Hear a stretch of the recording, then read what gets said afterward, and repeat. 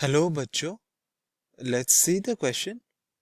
The question says that if a proton had a radius r and the charge was uniformly distributed, the ground state energy in electron volt of a hydrogen atom for r is equal to 0.1 angstrom is. तो question में हमको कहा गया कि हमारे पास अगर एक proton है जिसका रेडियस है कैपिटल आर, और अगर उस प्रोटॉन में जो टोटल चार्ज है वो इवनली डिस्ट्रीब्यूटेड है around the entire proton, then इस केस में हमारा ग्राउंड स्टेट एनर्जी कितना होगा एक हाइड्रोजन एटम के लिए, अगर आर का वैल्यू यहाँ पर दिया गया है इक्वल टू 0.1 एंगस्ट्रॉम। तो हमारे पास एक प्रोटॉन है जिसका रेडियस है आर और आर का वैल्यू हमको प्रोवाइड किया गया 0.1 एंगस्ट्रॉम। अब हमें पता है कि Niels Bohr's theory of hydrogen atom से हमें ये पता है कि we can consider the proton to be a point charge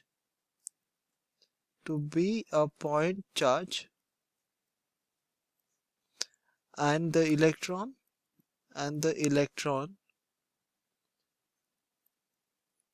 revolves around it by Coulombic force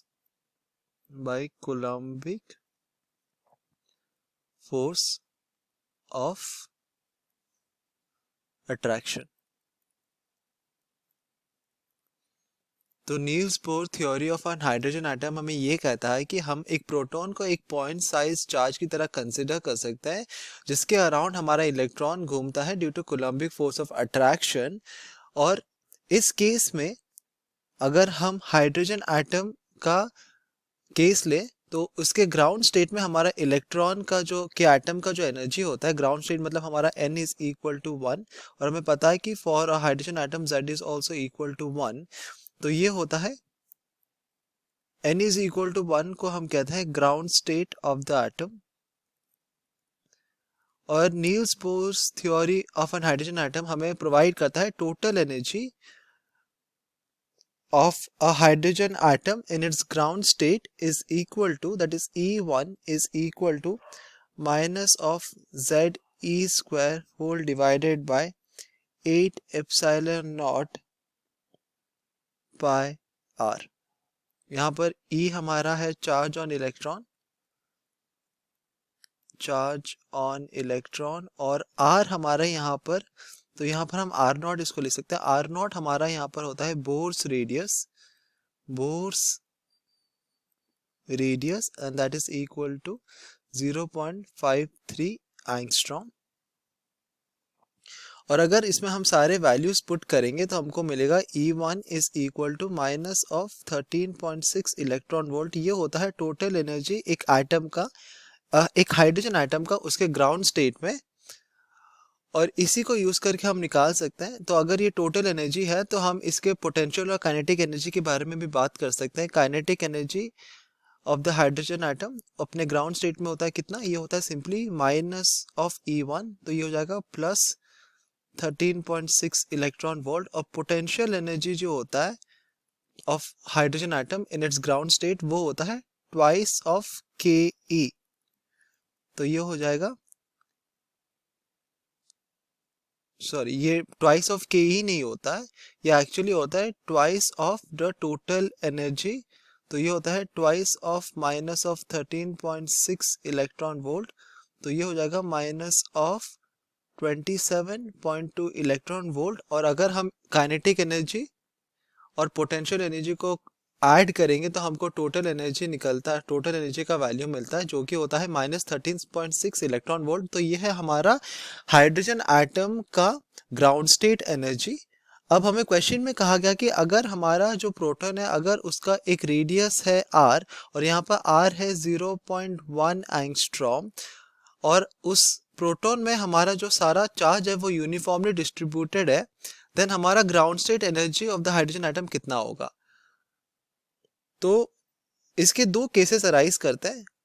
case 1 में यहाँ हमारा जो रेडियस है न्यूक्लियस का, कि जो प्रोटॉन का हमारा जो रेडियस है, if that is less than Bohr's radius, then total energy of the hydrogen atom in the ground state, total energy of the hydrogen atom in the ground state is equal to E1.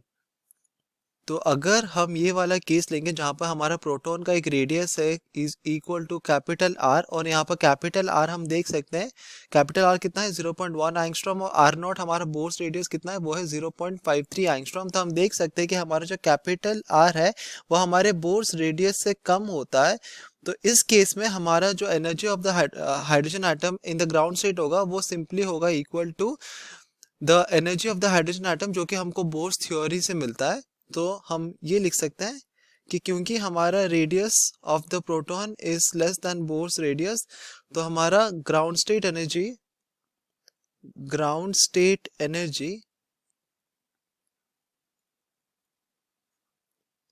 Of a hydrogen atom for R is equal to 0.1 angstrom will be equal to the ground state energy of the hydrogen atom given by Bohr and is equal to minus of 13.6 electron volt. तो ये है हमारा entire answer. तो हमारा जो ground state energy होगा of the hydrogen atom जिसमें हमारा प्रोटॉन का रेडियस है 0.1 एंगस्ट्रॉम, तो उसका ग्राउंड स्टेट एनर्जी हो जाएगा equal to minus of 13.6 electron volt. तो हमारा ऑप्शन ए करेक्ट ऑप्शन है। I hope you understood the concept well. Best of luck.